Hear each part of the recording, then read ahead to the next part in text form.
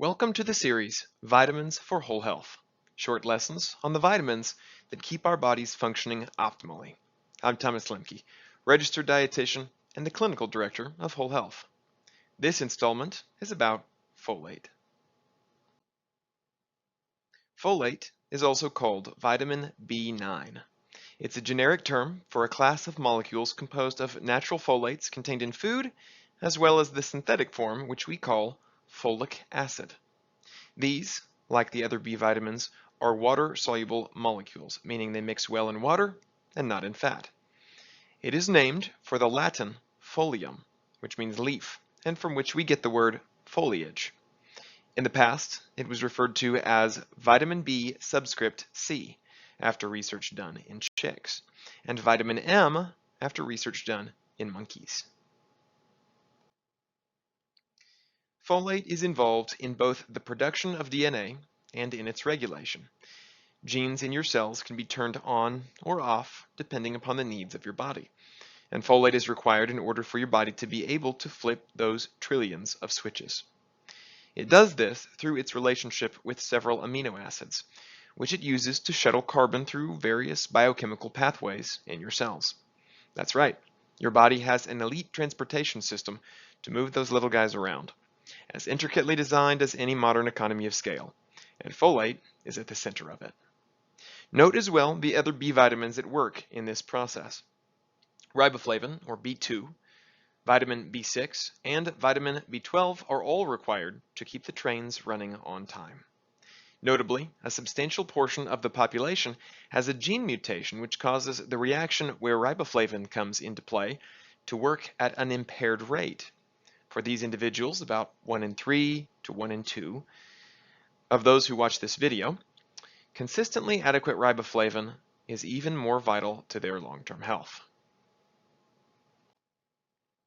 The benefits of folate are wide-ranging, as you would expect from a class of molecules that regulates your genetic expression. It is widely known that supplemental folic acid has reduced neural tube defects, which occur when the mother has inadequate folate status. Heart disease risk increases without adequate folate as homocysteine levels in the blood build up and damage the cardiovascular system. Cancer risk and dementia risk also go down with adequate folate. As far as clinical signs of folate deficiency go, the standout sign is megaloblastic anemia. Apart from folate deficiency, this typically only occurs with a vitamin B12 deficiency, and is a condition where the red blood cells are bloated and malformed, and hence poorly adapted for carrying oxygen. There are other symptoms, as you see on the slide, which include weakness, fatigue, irregular heartbeat, shortness of breath, difficulty concentrating, hair loss, pale skin, mouth sores. But these are nonspecific, and a blood test is still necessary to confirm a folate deficiency. So if you have concerns, confer. Groups at risk of folate deficiency include 1. Those with alcohol addiction, which interferes with the absorption and storage of B vitamins.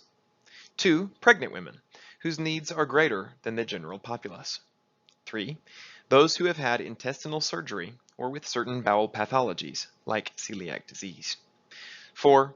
Those with certain genetic variants which affect the enzymes used to convert folates in the body into their various usable forms. Again, as mentioned before, these mutations are actually fairly common, with between 1/3 and 1/2 of the general population being affected to varying degrees. There it is, you may be a mutant. Welcome to the X-Men.